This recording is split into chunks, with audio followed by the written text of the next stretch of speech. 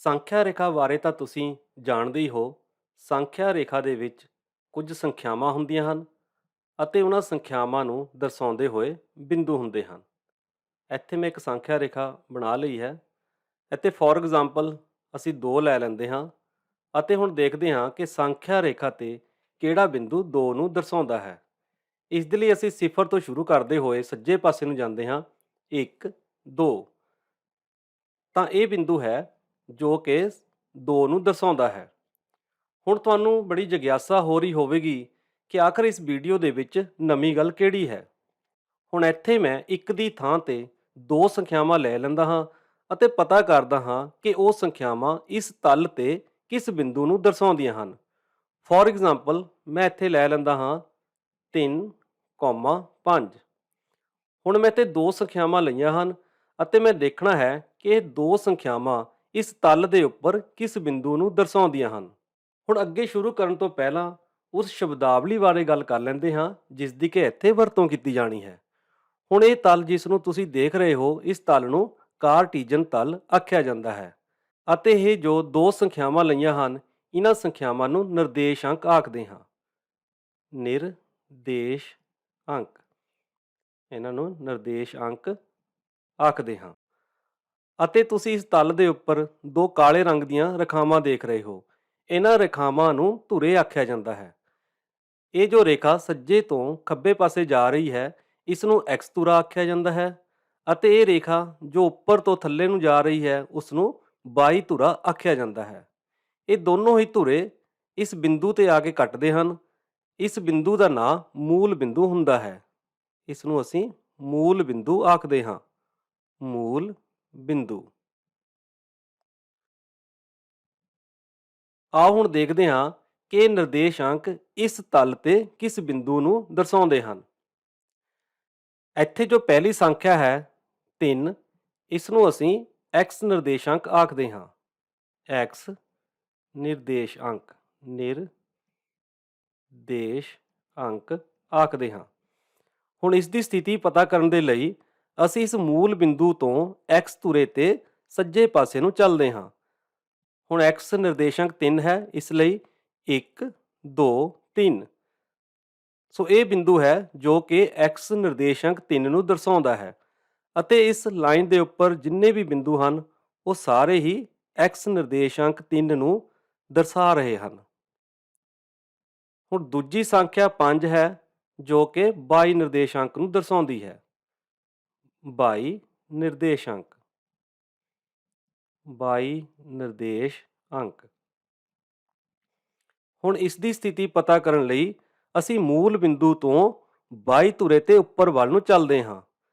ਹੁਣ ਇੱਥੇ y ਨਿਰਦੇਸ਼ਕ 5 ਹੈ, ਇਸ ਲਈ 1 2 3 4 5।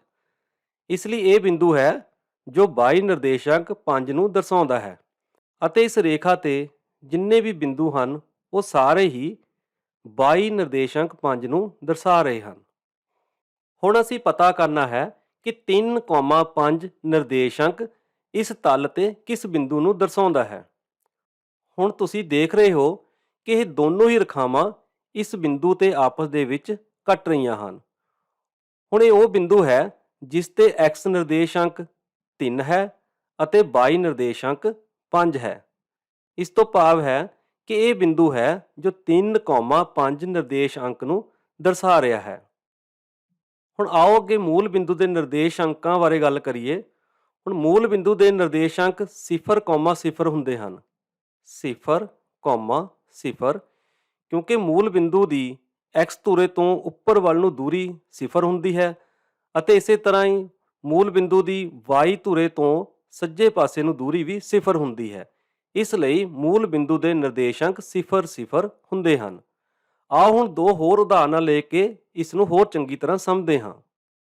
ਇੱਥੇ ਮੈਂ ਇੱਕ ਹੋਰ ਉਦਾਹਰਨ ਦੇ ਲਈ ਨਿਰਦੇਸ਼ਾਂਕ ਲੈ ਲੈਂਦਾ ਹਾਂ 2,4 ਅਤੇ ਮੈਂ ਚਾਹੁੰਦਾ ਹਾਂ ਕਿ ਤੁਸੀਂ ਇਸ ਵੀਡੀਓ ਨੂੰ ਪੌਜ਼ ਕਰਕੇ ਇਸ ਨਿਰਦੇਸ਼ਾਂਕ ਦੇ ਬਿੰਦੂ ਦੀ ਸਥਿਤੀ ਲੱਭਣ ਦੀ ਕੋਸ਼ਿਸ਼ ਕਰੋ। ਚਲੋ ਆਓ ਹੁਣ ਆਪਾਂ ਮਿਲ ਕੇ ਇਸ ਦੀ ਸਥਿਤੀ ਲੱਭਦੇ ਹਾਂ। ਇੱਥੇ ਜੋ ਸਾਡਾ x ਨਿਰਦੇਸ਼ਾਂਕ ਹੈ ਉਹ 2 ਹੈ। ਇਸ ਤੋਂ ਭਾਵ ਇਹ ਹੈ ਕਿ ਮੂਲ ਬਿੰਦੂ ਤੋਂ ਇਸ ਦੀ ਸੱਜੇ ਪਾਸੇ ਨੂੰ ਦੂਰੀ 2 ਹੈ, ਤਾਂ ਇਹ ਸਾਡੇ ਕੋਲ 1 2 ਤਾਂ ਸਾਡੇ ਕੋਲ ਇੱਥੇ ਆ ਗਿਆ ਹੈ। ਹੁਣ 22 ਨਿਰਦੇਸ਼ਾਂਕ 4 ਹੈ, ਇਸ ਤੋਂ ਭਾਵ ਇਹ ਹੈ ਕਿ ਅਸੀਂ ਇਸ x ਧੁਰੇ ਤੋਂ ਉੱਪਰ ਵੱਲ ਨੂੰ 4 ਸਥਾਨ ਜਾਣਾ ਹੈ। 1 2 3 4। ਇਸ ਤੋਂ ਭਾਵ ਇਹ ਬਿੰਦੂ ਹੈ ਜੋ ਕਿ 2,4 ਨਿਰਦੇਸ਼ਾਂਕ ਨੂੰ ਦਰਸਾ ਰਿਹਾ ਹੈ। ਹੁਣ ਇਹ ਬਿੰਦੂ ਹੈ ਜੋ 2,4 ਨਿਰਦੇਸ਼ਾਂਕ ਨੂੰ ਦਰਸਾ ਰਿਹਾ ਹੈ।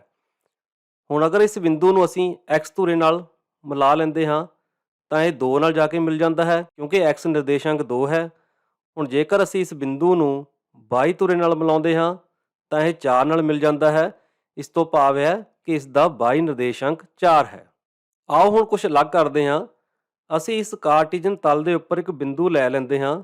ਇੱਥੇ ਮੈਂ ਇੱਕ ਬਿੰਦੂ ਲੈ ਲੈਂਦਾ ਹਾਂ ਅਤੇ ਹੁਣ ਤੁਸੀਂ ਦੱਸਣਾ ਹੈ ਕਿ ਇਸ ਬਿੰਦੂ ਦੇ ਨਿਰਦੇਸ਼ਾਂਕ ਕੀ ਹੋਣਗੇ। ਇੱਥੇ ਵੀ ਮੈਂ ਚਾਹੁੰਦਾ ਹਾਂ ਕਿ ਤੁਸੀਂ ਵੀਡੀਓ ਨੂੰ ਪਾਜ਼ ਕਰਕੇ ਇਸ ਦੇ ਨਿਰਦੇਸ਼ਾਂਕ ਦੱਸਣ ਦੀ ਕੋਸ਼ਿਸ਼ ਕਰੋ। ਚਲੋ ਆਓ ਆਪਾਂ ਕਰਦੇ ਹਾਂ। ਹੁਣ ਸਾਨੂੰ ਪਤਾ ਹੈ ਕਿ ਹਰੇਕ ਬਿੰਦੂ ਦੇ 2 ਨਿਰਦੇਸ਼ਾਂਕ ਹੁੰਦੇ ਹਨ, ਇਸ ਲਈ ਅਸੀਂ ਇੱਥੇ ਕੌਮਾ ਪਾ ਲੈਂਦੇ ਹਾਂ। ਇੱਥੇ x ਨਿਰਦੇਸ਼ਾਂਕ ਹੋਵੇਗਾ ਅਤੇ ਇੱਥੇ y ਨਿਰਦੇਸ਼ਾਂਕ ਹੋਵੇਗਾ। ਹੁਣ x ਨਿਰਦੇਸ਼ਾਂਕ ਪਤਾ ਕਰਨ ਲਈ ਅਸੀਂ ਇਸ ਬਿੰਦੂ ਨੂੰ x ਧੁਰੇ ਨਾਲ ਮਿਲਾਉਂਦੇ ਹਾਂ ਤਾਂ ਇਹ 4 ਨਾਲ ਮਿਲ ਜਾਂਦਾ ਹੈ। ਇਸ ਤੋਂ ਭਾਵ ਕਿ ਇਸ ਦਾ x ਨਿਰਦੇਸ਼ਾਂਕ 4 ਹੈ। ਅਤੇ ਹੁਣ y ਨਿਰਦੇਸ਼ਾਂਕ ਪਤਾ ਕਰਨ ਦੇ ਲਈ ਅਸੀਂ ਇਸ ਨੂੰ y ਧੁਰੇ ਨਾਲ ਮਿਲਾਉਂਦੇ ਹਾਂ ਅਤੇ ਇਹ 1 ਨਾਲ ਮਿਲ ਜਾਂਦਾ ਹੈ। ਇਸ ਤੋਂ ਭਾਵ ਕਿ ਇਸ ਦਾ y ਨਿਰਦੇਸ਼ਾਂਕ 1 ਹੈ। ਹੁਣ ਇੱਥੇ ਮੈਂ ਤੁਹਾਡੀ ਇੱਕ ਕਨਫਿਊਜ਼ਨ ਦੂਰ ਕਰ ਦੇਵਾਂ। 4,1 ਅਤੇ 1,4 ਇਹਨਾਂ ਦੋਨਾਂ ਦੇ ਵਿੱਚ ਬਹੁਤ ਜ਼ਿਆਦਾ ਫਰਕ ਹੁੰਦਾ ਹੈ। ਹੁਣ 4,1 ਤੋਂ ਭਾਵ ਹੈ ਕਿ x ਨਿਰਦੇਸ਼ਾਂਕ 4 ਹੈ ਅਤੇ y ਨਿਰਦੇਸ਼ਾਂਕ 1 ਹੈ। ਹੁਣ ਅਗਰ ਮੈਂ ਇੱਥੇ 1,4 ਲੈ ਲਵਾਂ ਤਾਂ ਉਹ ਇੱਕ ਅਲੱਗ ਬਿੰਦੂ ਹੋਵੇਗਾ। ਹੁਣ ਦੇਖ ਲੈਂਦੇ ਹਾਂ ਕਿ 1,4 ਕਿਹੜਾ ਬਿੰਦੂ ਹੋਵੇਗਾ। ਹੁਣ 1,4 ਦੇ ਵਿੱਚ x ਨਿਰਦੇਸ਼ਾਂਕ 1 ਹੈ ਤਾਂ ਅਸੀਂ 1 ਤੇ ਪਹੁੰਚ ਜਾਂਦੇ ਹਾਂ ਅਤੇ y ਨਿਰਦੇਸ਼ਾਂਕ 4 ਹੈ ਤਾਂ ਅਸੀਂ ਉੱਪਰ ਨੂੰ ਜਾਂਦੇ ਹਾਂ 1 2 3 4। ਤਾਂ ਇਹ ਬਿੰਦੂ ਹੈ ਜੋ ਕਿ ਦਰਸਾ ਰਿਹਾ ਹੈ 1,4 ਨੂੰ। ਤਾਂ ਇਸ ਤਰ੍ਹਾਂ ਸਾਨੂੰ ਪਤਾ ਲੱਗ ਗਿਆ ਕਿ 4,1 ਅਤੇ 1,4 ਦੋਨਾਂ ਬਿੰਦੂਆਂ ਦੇ ਵਿੱਚ ਬਹੁਤ ਫਰਕ ਹੈ। ਇੱਥੇ ਤੁਸੀਂ ਇਹੀ ਧਿਆਨ ਰੱਖਣਾ ਹੈ ਕਿ ਜਦੋਂ ਵੀ ਨਿਰਦੇਸ਼ਾਂਕ ਲਿਖਣੇ ਹਨ ਤਾਂ ਪਹਿਲੇ ਅਸੀਂ x ਨਿਰਦੇਸ਼ਾਂਕ ਲਿਖਣਾ ਹੈ ਅਤੇ ਬਾਅਦ ਦੇ ਵਿੱਚ y ਨਿਰਦੇਸ਼ਾਂਕ ਲਿਖਣਾ। ਇਸ ਤਰ੍ਹਾਂ ਤੁਹਾਡੀ ਕਦੀ ਵੀ ਗਲਤੀ ਨਹੀਂ ਹੋਵੇਗੀ।